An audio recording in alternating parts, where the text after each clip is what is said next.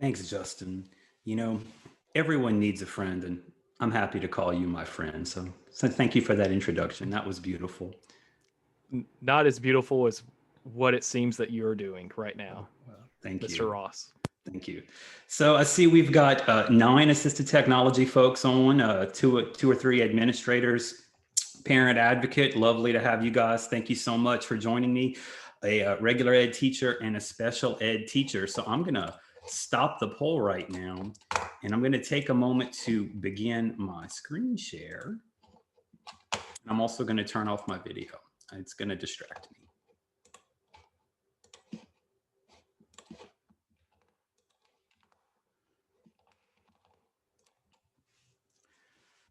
So today we're going to talk about some distance learning models and resources for special education. And, you guys can follow me on Twitter at MillerJosh154.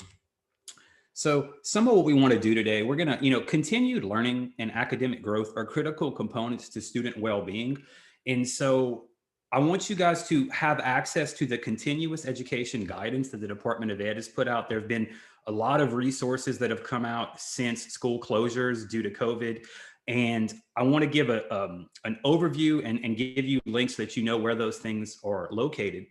We want to look and raise our expectations for students with special needs that are engaged in distance learning.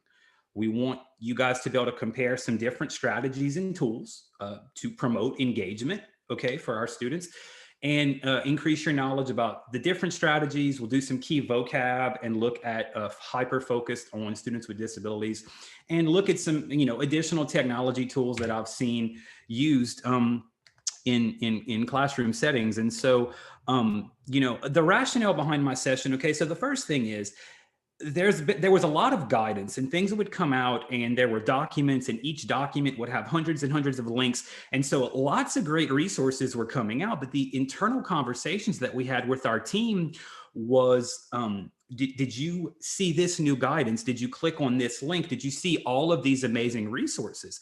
And the conversation was like, someone needs to try to package some of this together and put it out there for the population that we serve. So part of what we're going to do today is look at the guidance the department's put out.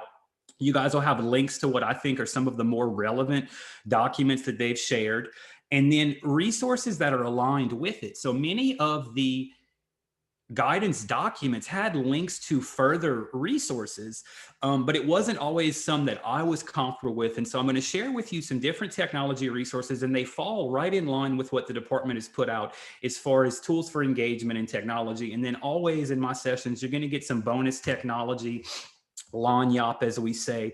So first thing we want to do is explore some of the resources that the LDOE's put into place. Okay, so communication, you're going to see, is a thread that runs through this guidance, not communication as alternative communication as Ms. Terry Belknap presented on earlier, but rather communication among staff members, communication among parents, and all of the stakeholders that are working to support our students who are learning online.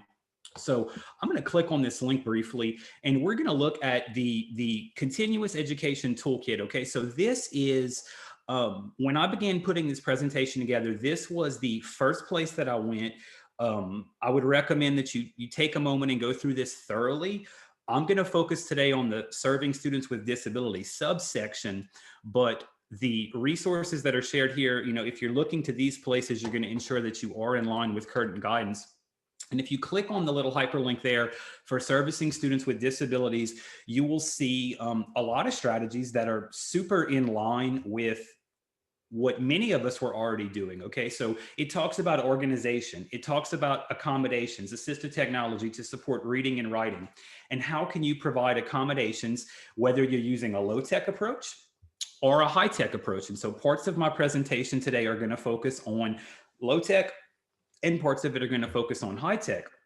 But I will call out, while here on this document, under the section for providing accommodations for high-tech approaches, you will see a reference to Kurzweil 3000. And we do the very last session this afternoon with Missy Tatum. She's going to go into Kurzweil, do a deep dive. Okay, so I encourage you, if your students do need read aloud support or do need read aloud as a testing accommodation, Kurzweil 3000 has of course been a standard in our state for a really long time, and Missy has done several presentations for this conference. So I do encourage you to check this out.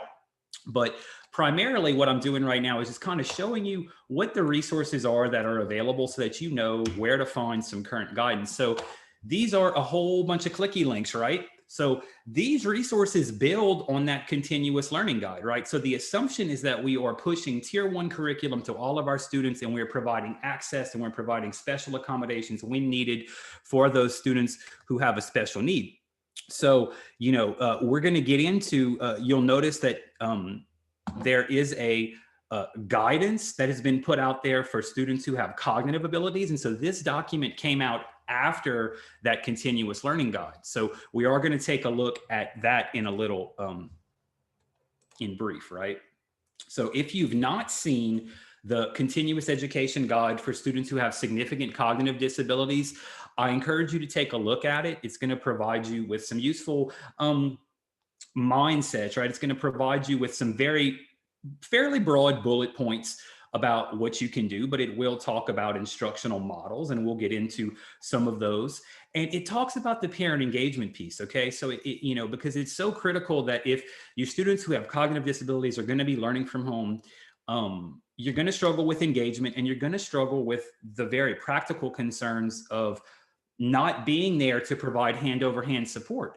And so it discusses strategies about how to teach parents and things like that. And we're going to get into some more pragmatic delivery options, and we're going to look specifically at ways that you can provide synchronous and asynchronous learning. So stuff that happens when people are online at the same time, and things that happen when there are gaps. And we're going to look at low tech approaches, and we're going to look at high tech approaches, and hopefully finish on time. Though, there's so much content, it was tough to pare it down. So, but this is the guidance for students who have cognitive disabilities. So if you've not seen that document, highly encourage you to check that out and digest that. It forms part of the foundations for what I've put together here for you today. So this is the guidance. That second bullet point is the guidance for students.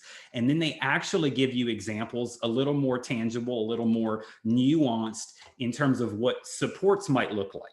And this was a really great document, and you could have easily missed it with all of the links. There's so many links in all of these documents because people just want to give more and more and more, and more is great.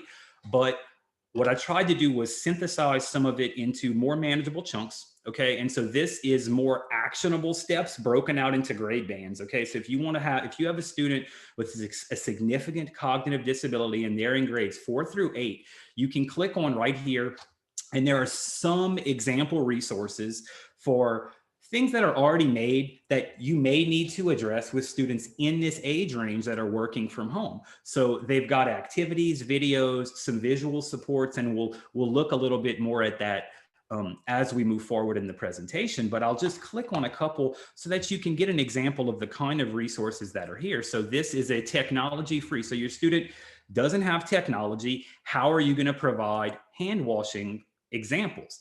And so, obviously this is a PDF and it's shared online. And so the expectation would be that you would print this out more than likely, and you would provide that to the parents as part of a packet. So we'll talk a little bit later about putting resources together and mailing out packets to support, those families that may not have good internet support. And we'll just take a look at a couple of other of the activities here. So I'm going to look at making a sorting mat.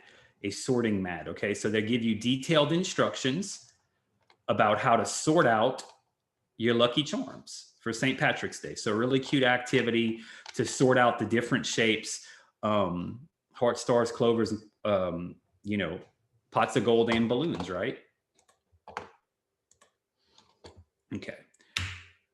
So, the direct service guidance for students with disabilities can really be broken out into these 3 big steps. They want you to review the caseloads to determine what adjustments need to be made, review IEPs for adaptability to distance learning, and then determine what alternative methods or modifications to the IEP are necessary. So a lot easier to list these as a bullet point than actually go in and do it. So, let's take a step back and look at some key vocabulary concerning the distance learning environment. Okay, so if you guys have not heard these terms before, asynchronous learning refers to things that happen online without real-time interaction. So I'll share some examples later, but asynchronous means I'll put it up online and then somebody comes down the way after, and we do not have to be connected at the same time.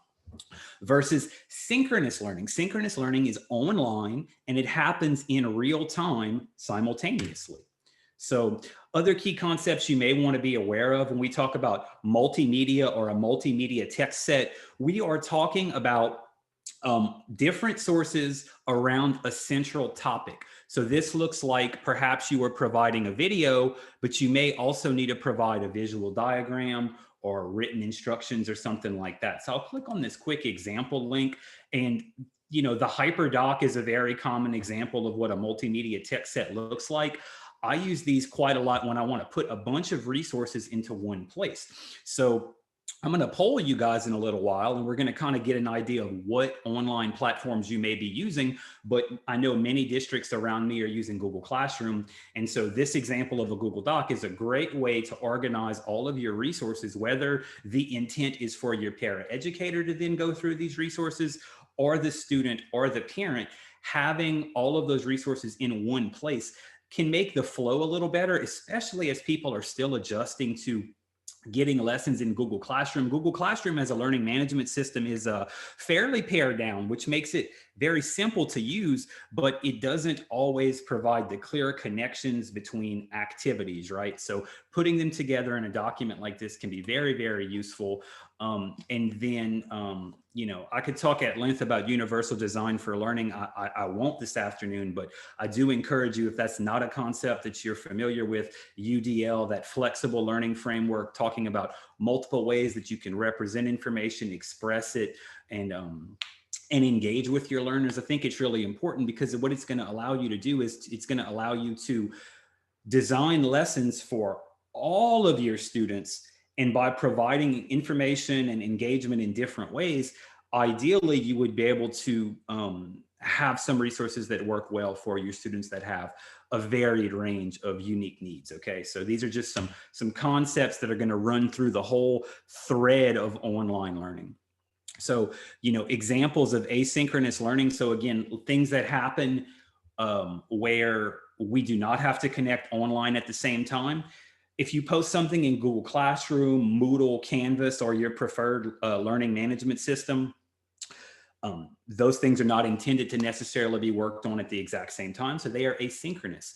Recording your lesson and posting it on YouTube is a great example. They can go back and watch that video whenever they'd like. If you email an assignment to students, or if you send a text message, or if you post resources to some third-party program such as a Live Binder that we'll look at in a little bit later. So all of those things are meant to be accessed on their own time, and therefore are asynchronous. But there are some barriers, right, that you're going to run into. I'm sure many of you have seen it. There may be a lack of technology or a lack of support. There may be a lack of technology skills, whether that be our students or if it's those working with our students. The environment might be distracting. They may have a pet that interrupts learning, or they may have a parent that interrupts their learning. And they may simply display a lack of motivation to engage with your lesson materials, a lack of motivation to keep engaged with it, with nobody hovering over their shoulder, no timer on the desk, no polite taps on the shoulder to re-engage, or visual strategies in place. They may not be motivated. So those are going to be issues that you're going to run into. Some examples of synchronous learning. So things that are intended to be accessed online at the same time by all parties. Okay, so that's when you hold your class every day in Zoom or Google Meet or whatever video proctoring service that you may be using. Synchronous, we're online at the same time. If you do a collaborative project in real time, so maybe you're presenting in Google Meet and everybody is shared a collaborative document and we're going to work on it together as a group, that's a synchronous activity. If you make a phone call to provide verbal instructions while the student is working through that, and that using the phone is considered, so in the department's guidance, they considered that a low-tech approach, right? And so essentially, if you have a student that doesn't have a computer, a solid strategy to reach out to them is to give them a phone call, right? You can do that. They may have access to a phone. So I'm going to look at some of the approaches that you can have, and I think what I'd like to do, Justin, if we can launch my poll right now, I think that would be helpful to drive the next piece. You got it. All right, so you should see my poll coming up on the screen right now.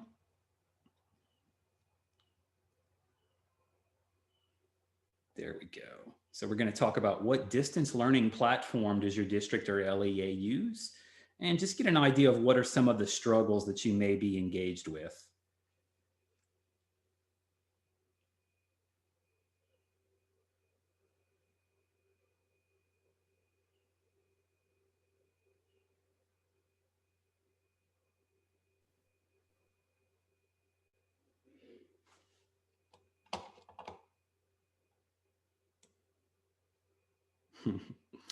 So fairly predictable results. Fairly predictable results. Okay, so we're seeing a lot of folks struggling with engagement, a lot of students struggling with access. Okay, thank you. So I'll share those briefly with you guys. Most of you guys overwhelmingly are using Google Classroom. That works out great for me because that is probably my preferred way of doing things.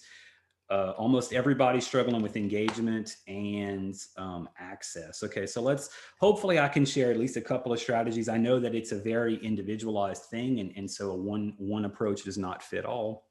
But step 2 of that guidance from the department, again, about direct service for students with disabilities, is they're going to talk about developing your approach. And that can be a high-tech approach or a low-tech approach. So if your student does not have a computer or they don't have good internet access at home, well, you're going to want to be looking at a low-tech approach. But for this piece, we're going to look at some high-tech examples. So basically more or less defining it right here. So what does that high-tech approach look like? Well, you can have real-time audio and video. So that's a Zoom call, that's a Google meeting. You can capture and share information back and forth. So that's going to look like maybe a screencast or making a YouTube video. We're going to look at making a screencast in a little while and how you can use that to support some of the accessibility needs, especially I think it could be powerful if you've got a parent or a sibling who's acting to support those students in online instruction. Giving them easy to follow instructions is going to make your life a lot easier, and it may actually save you time, as you kind of use those resources again. So as we kind of move through here, and then, that low tech approach. So, of course you can print materials and you can mail out a packet.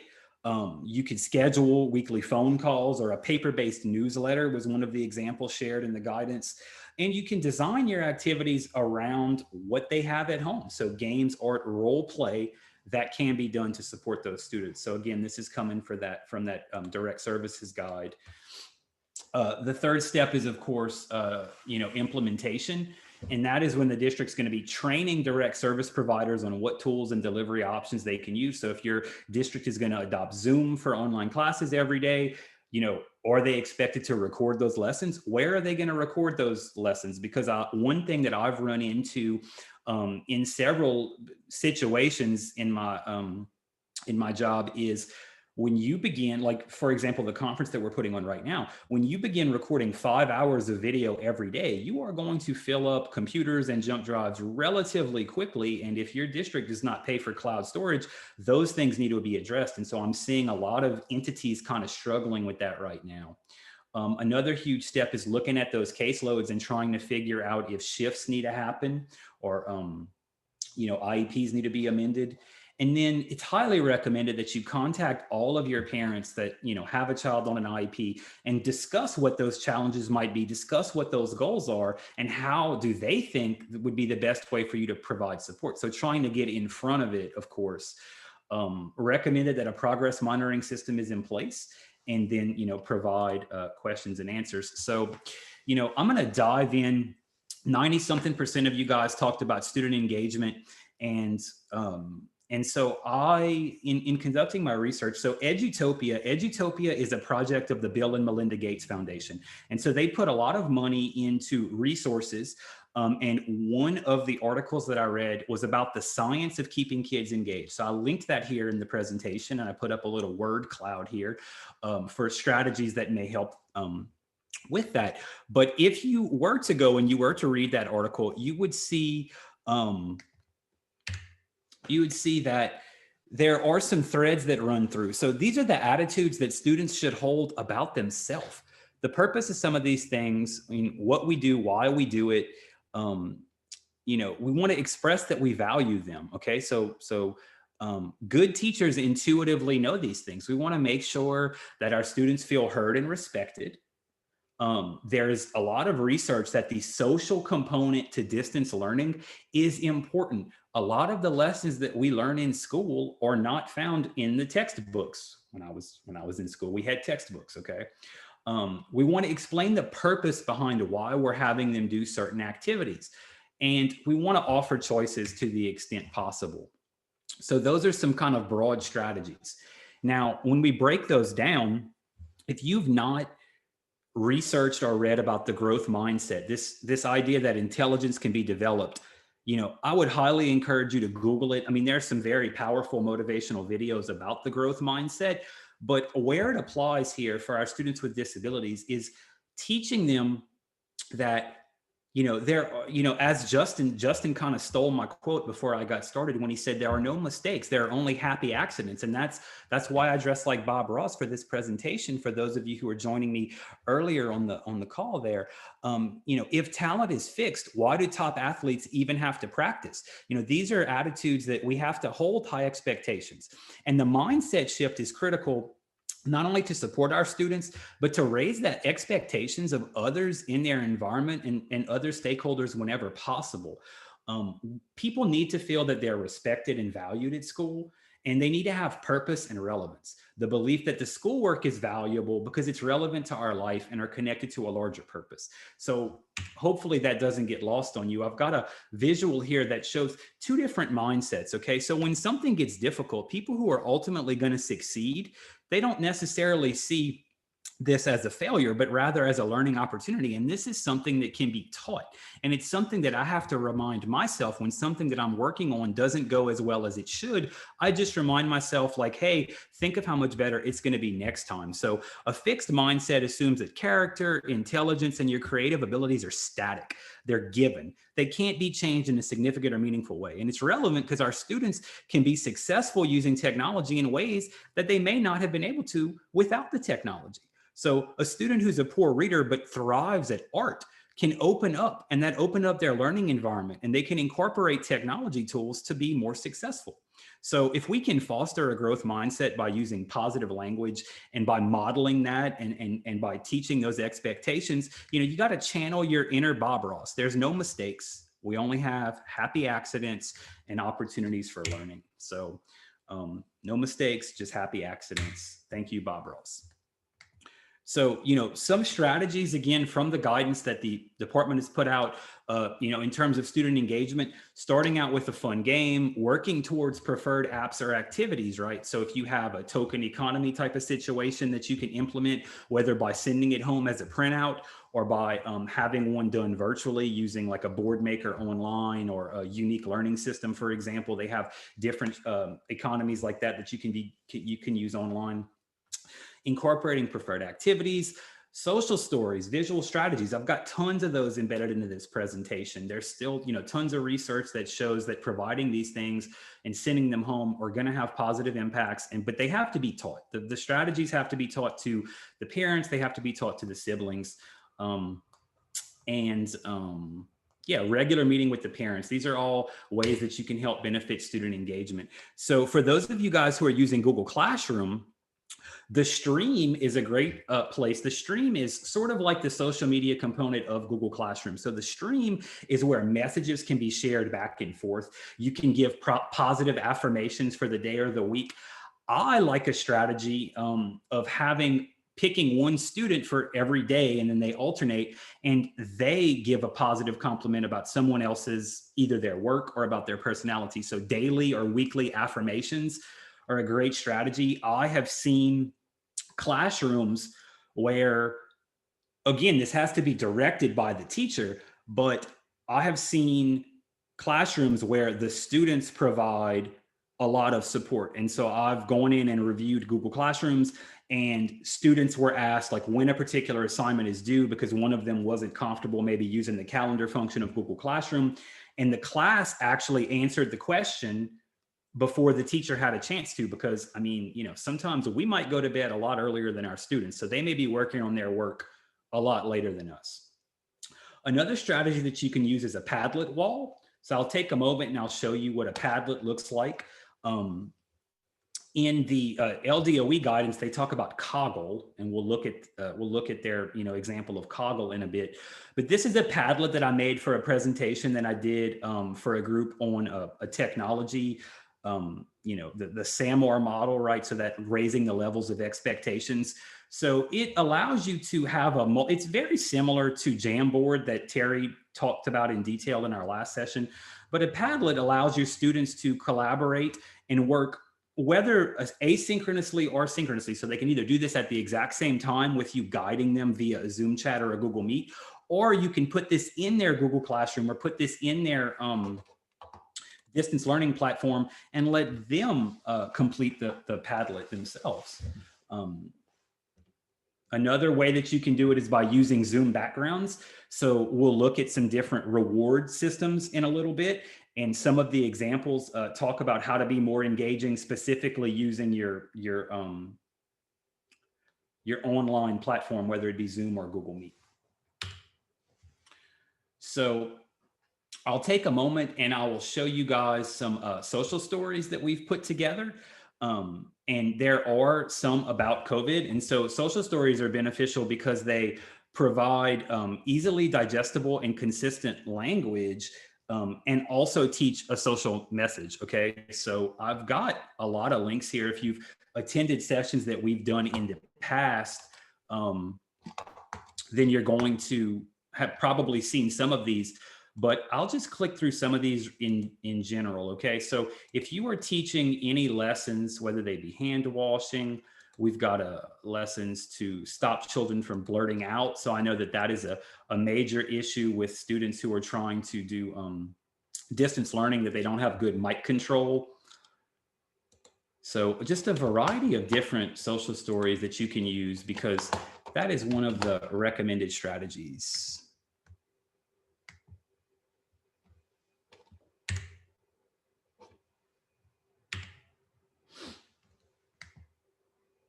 So everything that I'm going to show you next is either pulled directly from that direct services distance learning guidance, or it's going to represent a very comparable tool. Okay, so we want to promote engagement. So how are we going to do this? Well, one way that you can do it is taking your whiteboard online, and you can use a product called Jamboard. So Jamboard you can access if you attended Terry's session in the last session. She talked a lot about Jamboard, and it's your online whiteboard, and you can find it in the Google application launcher. So we'll look at a sample Jamboard in brief, and we're going to see how it ties in with a content lesson that I'll have a little bit later. And this is one that I threw together about the American dagger moth caterpillar. So if this bug stings you, you develop a very painful wound, and it can become infected. Okay, and so in this example, we would be using that whiteboard to take our collaborative notes. So we would be working either as a group or designated note taker to build our notes around the Jamboard. And it's very easy to use, I would say, is probably the primary benefit of using a tool like Jamboard. But if you don't like Jamboard for whatever reason, Coggle is a mind mapping tool. And you can add PDFs, images, you can add text, you can bring in documents from Google Drive. And I provided you a link there. You can download Coggle as an extension to the Chrome web browser. And it's going to perform a very similar function to Padlet. So again, a tool that can be used both for asynchronous learning or synchronous learning. You could prepare everything in advance and drop it into Google Classroom, or you could allow your students to work collaboratively to put together their projects or their notes using that resource as well. If you don't like Jamboard, the Padlet that we looked at earlier is linked here as well. So it's an alternative.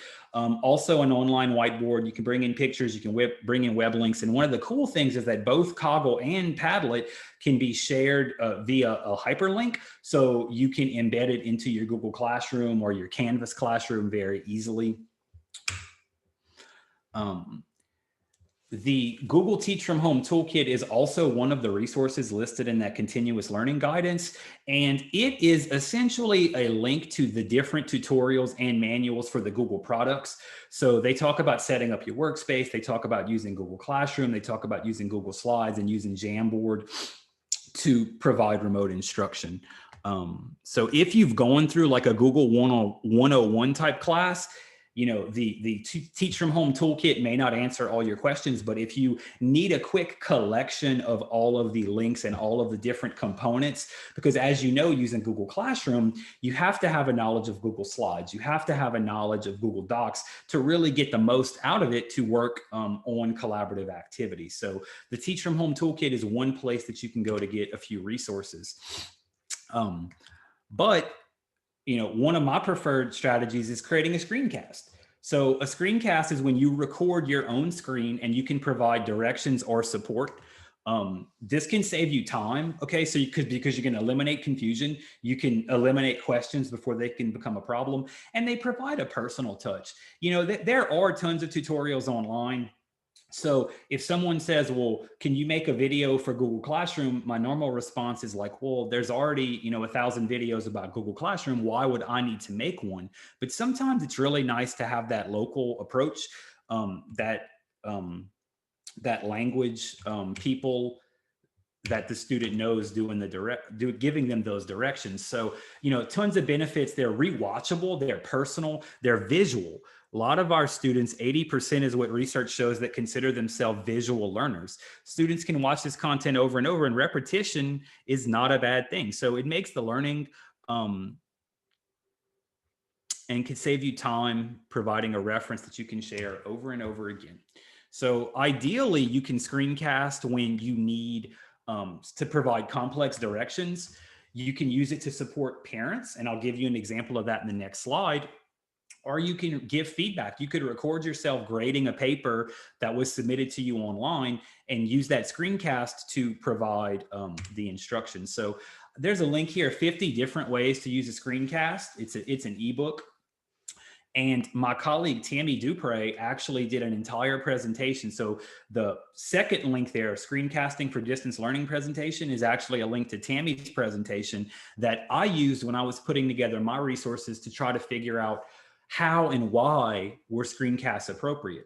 So first thing I'm going to show you right now is sort of a bonus.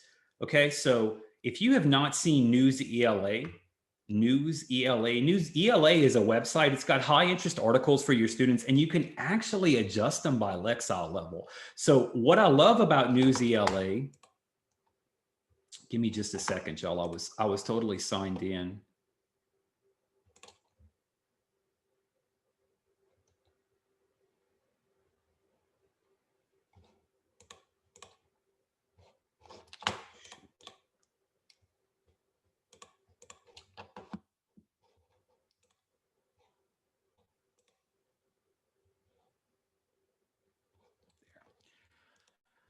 So News ELA lets you save your news articles and things like that. And the thing is, they're all school appropriate. So I stumbled across News ELA because I would always want to use examples from the news when I was teaching how to do distance learning, or when I was trying to teach people how to implement technology. And a lot of the stuff on the news was not safe for me to share with my students. I mean, it's unfortunate, but I can't pull up Baton Rouge news on any given day of the week without filtering that first, right? Because terrible things happen. News ELA is all safe news. And the beauty of it is they take these articles and they rewrite them by Lexile level. So if you have a struggling reader, you can reduce that Lexile level from an 890 all the way down to a 410. And you're going to see that the words get more, you know, they're less large words, less of that GRE vocabulary type words there. And the thing is, a human being actually goes in and edits it. So they don't use some computer program to come in and rewrite the article, and it doesn't quite make sense. They definitely change some of the words around, but it doesn't make sense to you. A person actually goes in and makes sure all of the content is, that it makes sense once they've reduced that Lexile level. So I use News ELA all the time to find high interest content, but some of your students struggle with accessibility, okay? And so if I was going to provide them with an article in News ELA, and I had a student who was using some kind of alternative access, for example, the Chromebooks have a function. If you have a student who's a switch user, perhaps, or who has difficulty using a traditional mouse, Google Chromebooks have a function called automatic click. And automatic click is going to let you replace the mouse with a trackpad. And so instead of having to double click or drag and drop, you have soft keys that can perform that function on a delay. And so I'll show you what I mean with this quick screencast that I've done. I will say that the audio sounded perfect when I previewed it. And by the time I saved it and brought it back into the presentation, it does crack a little bit. So I do apologize for that.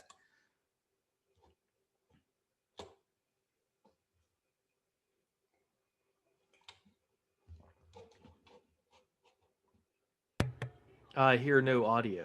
Oh, that's all right, because really, that's my fault. That's my fault.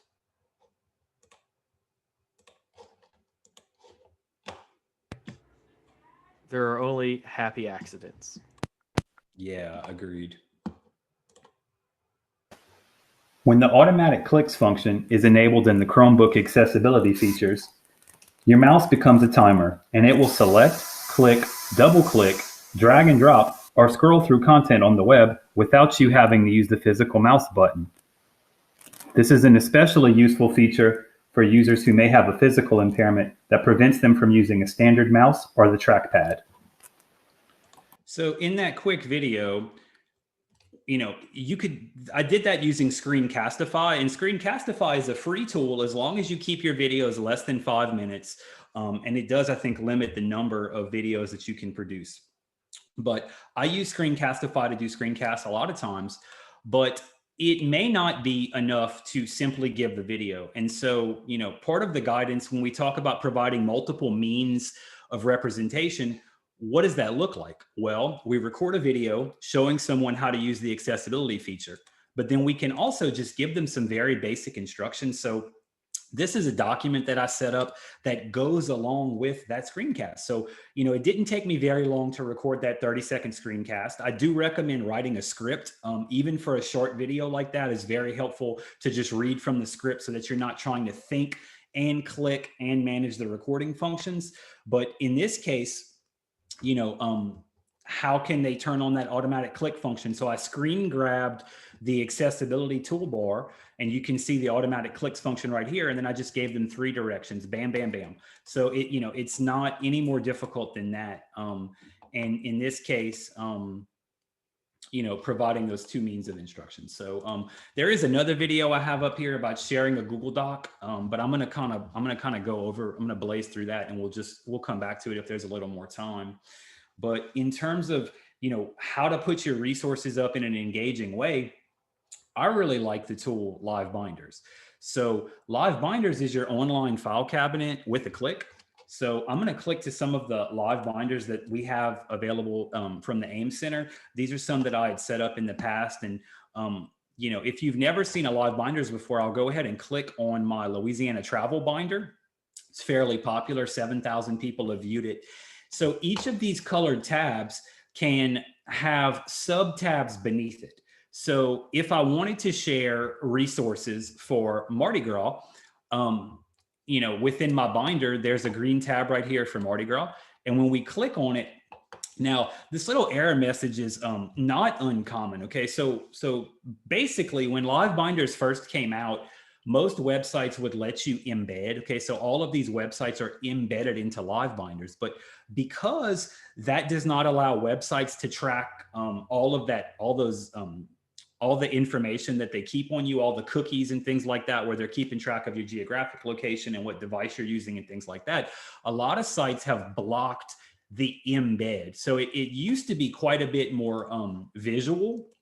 I'll show you some examples of things. So this is what every page used to look like. You would get a live preview right there. And so, like, as you can see, Wikipedia still allows us to embed, but I have a tab here for Christmas in Louisiana. And so Live Binders is great because students can use it to put their projects together. And I've seen a lot of students get really excited about choosing what their visuals are. So when you click on that presentation, when you click on that resource, what pictures are going to show up? Okay, when we want to talk about the old state capitol, okay, we can link to the website. We can write a story about its history. But a lot of times they get really excited about designing the color scheme. Okay, they get excited about putting all of their resources together. So I've used live binders for years as a way to not only have uh, people submit things to me. Okay, so as a alternative to writing an essay, resources could be put together in a live binder, and then a video presentation or an auditory presentation could go along with that to try to explain it. So it's really one of my favorite tools for online, and it lets you save web pages, PDFs. It's super easy to use. It's really easy to share. So you could make a live binder and bring it into Google Classroom. You could make a live binder and share it via email. You could share it on Facebook.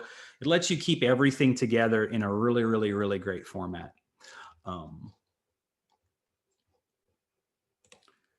So positive, Question. yeah, please. So the question is, how does automatic click work with a voiceover screen reader in addition to a switch?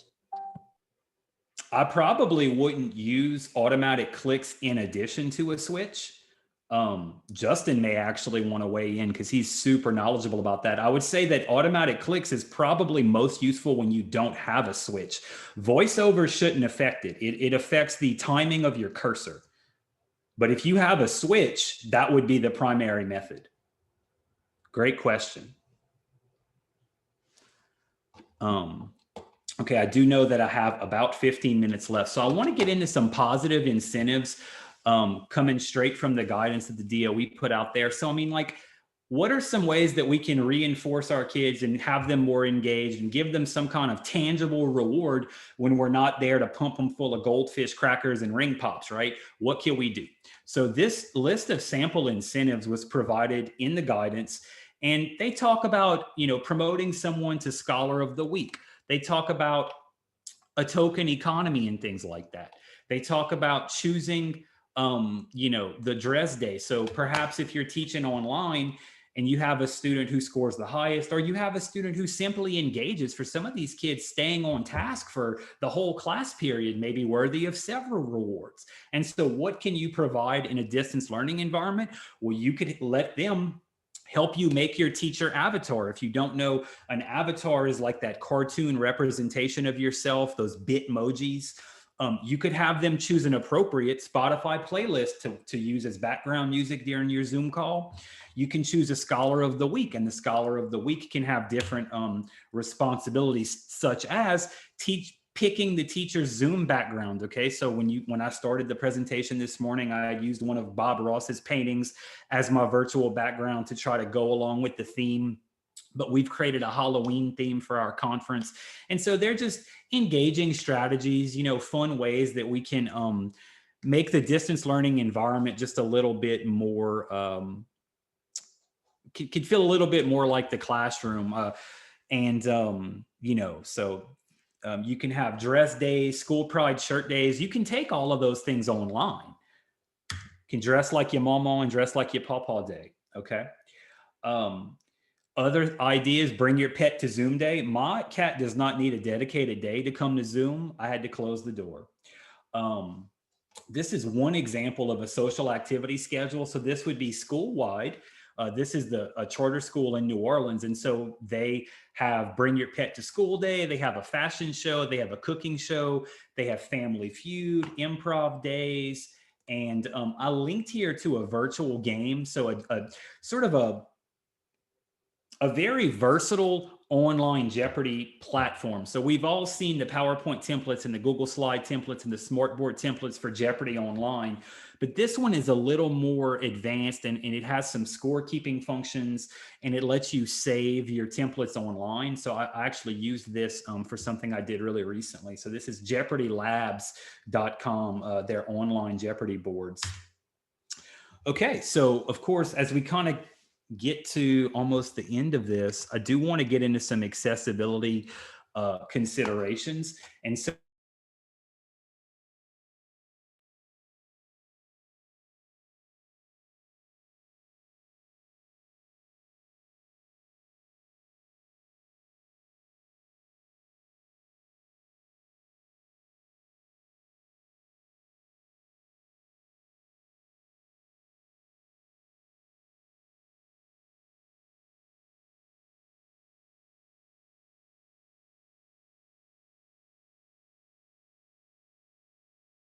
on our AIM page.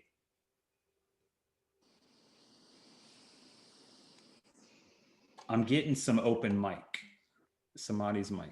Cool. So in the accessibility document here, you can find our website, the Louisiana AIM page, and I'll click on this for just 1 second. And you can actually see, if you did not know that this was here, I highly encourage you to check this out. So if we go for, let's say, 4th grade, and you are looking for some of these different documents. So let's say you need the letters from Katrina or the Call Me Hero document. You can download those files as Braille or large print. Sometimes we've linked them through Bookshare. Sometimes we provided you digital access. Some of them are linked with videos. So this is the hurricane content. You can go through the tabs. If you want resources for the lightning thief, we've got a lot of the files available online that are in line with those guidebook lessons. So just a moment to plug our program. And if you have a student with who needs Braille or large print materials, those are coming from our program as well. So we have a link on our website for you to request those. I mean, we understand that students with disabilities need the same level of access as their typically developing peers. So you got to make accommodations when the chosen tool doesn't match the platform. So what could that look like? Well, that could look like providing, an accessibility feature that's built in.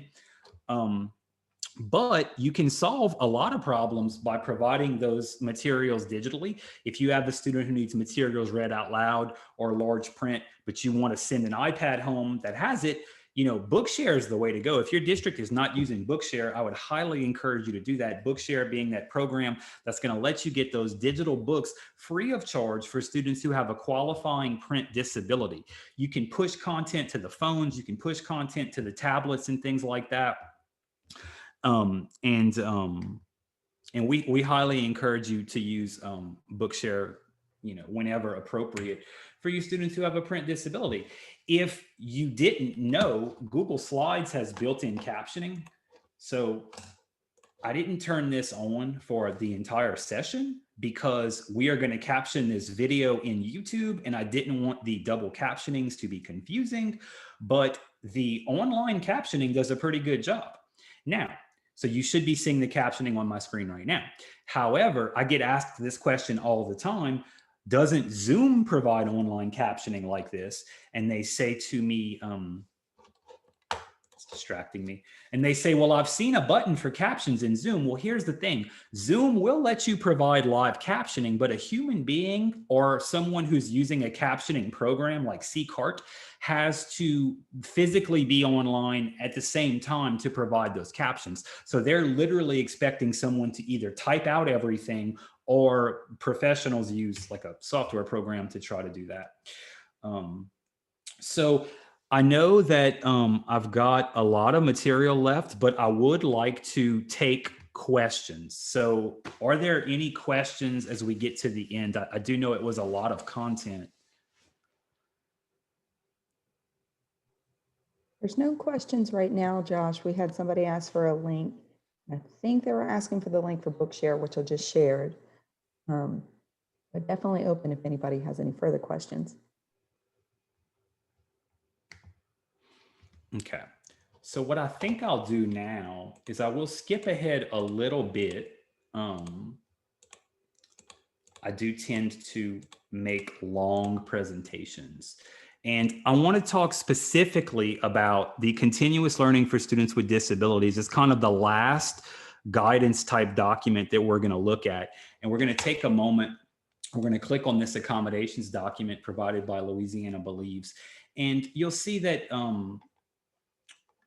we touched on it a little earlier, but essentially just to kind of wrap things up, we're looking at organization, we're looking at reading and writing, AT supports, and accommodations, and providing those in both a high-tech and a low-tech approach. So if you keep that sort of framework in mind, yeah, here's some of the practical strategies that they talk about that we touched on earlier, but providing a digital checklist or a digital to-do list or a printed to-do list or a checklist. You have to be flexible. And so if you have a student that cannot type out an essay in longhand, Maybe you could let them record a quick voice note if they have an iPhone or you've given them an iPad. They could record that answer for you. Providing clear directions, whether that be through a recording or a phone call or you typing them out. All of these are, appropriate accommodations. We've linked tons of visual supports. We've linked tons of social stories in there that you can go out and use, please use. They talk about word banks, sentence stems, or a guided notes template. So something like, I don't think we have time. I'm not going to play that now, but visual character maps. So this is an example of a character map that I made a while back for The Lion, the Witch, and the Wardrobe. So the whole class is reading The Lion, the Witch, and the Wardrobe. I have a student with who's an AAC user or who has a significant cognitive disability. How am I going to begin teaching him The Lion, the Witch, and the Wardrobe? Everybody is doing character mapping. Perhaps this guide is going to be provided to that student, whether in print or as a PDF, so that they can have a little more context for what these character traits are. So I took pictures from the movie, The Lion, the Witch, and the Wardrobe, and then I used board maker symbols in conjunction with some of their character traits. So Susan is caring and nice, Edmund being negative and mean.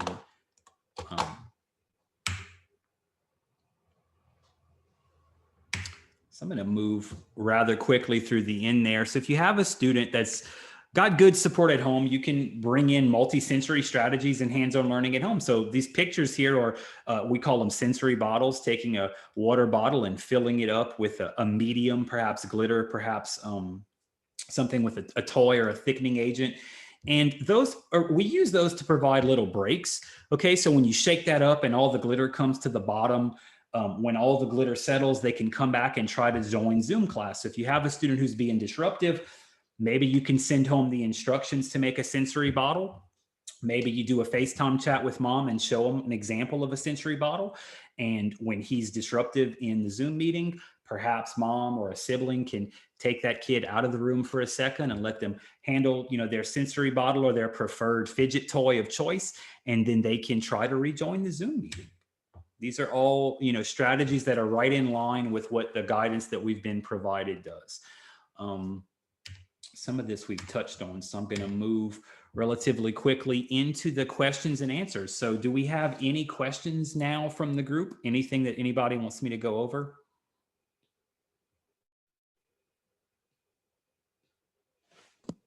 Yes, Josh. So we have one from Trisha. They say, what about read and write for Google? Thank you. I was worried I had too many tools in here. I do want to, I'll touch on that. So because most of you guys are using Google Classroom, I think that's a great way to spend the last few minutes if we think that that would be beneficial. Read Write for Google is very comparable to Kurzweil 3000. And so, or the Don Johnson Read Out Loud product. So we use Read Write for Google. It actually is in the presentation. I just skipped over it because I was really worried I was going to run long. Read Write for Google is fantastic. So they give it, the premium version is available for teachers and speech therapists and anyone working in schools for free. And you can go on their website and you can fill out a very quick form and you can get the paid version at no cost. Now, students can get the free version. So the free version has text-to-speech in it. It will read aloud, whatever is in a Google Doc or on the web. But if you get the paid version, you all of a sudden have a variety of other study skills tools, very similar to Kurzweil in that you've got highlighters and things like that. So I love Read Write for Google when a student needs text read out loud. And what I really like about it is that it works no matter what computer the student's on. So if they have a very inexpensive Chromebook that was given to them by the school system, it's going to run Read Write for Google, no problem. Well, then they go home and the parents have a desktop set up in the kitchen or in the living room or something like that. When the kid signs into their email, that extension follows them. So it doesn't have to be loaded onto every computer you touch. As long as you've got Chrome Sync, you check that little box to have all of your Google stuff come through, your extensions, your bookmarks and all of that, you're going to have your extensions. So, I mean, I love Read Write Google. Another extension, I'll go through a couple of extensions really quickly in the last And as three. you, Josh, there's another question that wants you to address dyslexia. Wow, gosh, you guys are paid plants or what? So there are a couple of technology tools that can address. So of course, having text read out loud and having dictated responses are probably two of the more common accommodations for students with dyslexia. However, if you want to encourage a little bit more independence for a student that can maybe work through some of the dyslexia, there's actually a dyslexic font, okay? So this font is designed, I think it came from the same people who did Tar Heel Reader, so the University of North Carolina, as I understand it. And so it's available across platforms. You can download it for Microsoft Word, you can download it for Microsoft Office, you can download it as an extension for Google Chrome.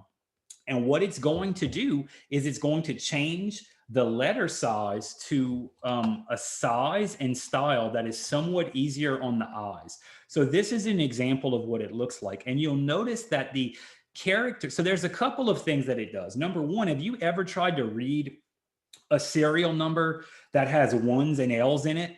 And so you're like, is that a 1? Is that an L? Is that a lowercase I? I don't know, because they look so similar. Again, that depends on the font.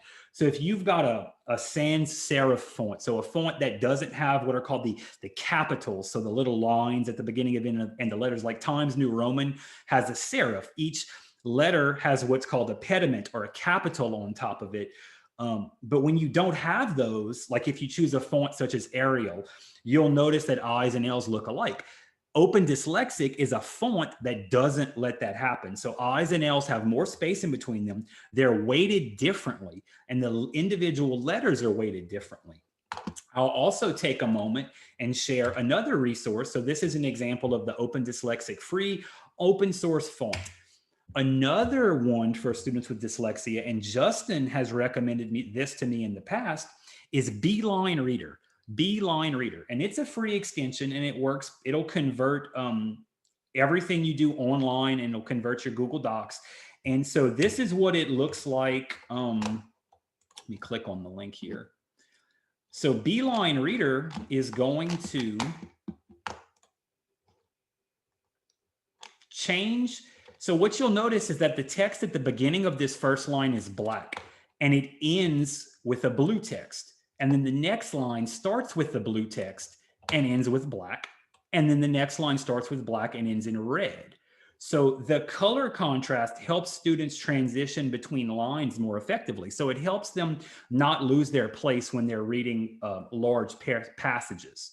So that's Beeline Reader. And it has different styles as we kind of click through if you prefer a blue or a grayscale. But the first one, the one that says bright, is the more traditional, where you're scrolling between blue, black, and red. So Beeline Reader helps students keep their place. Open Dyslexic font helps students make sense of individual letters.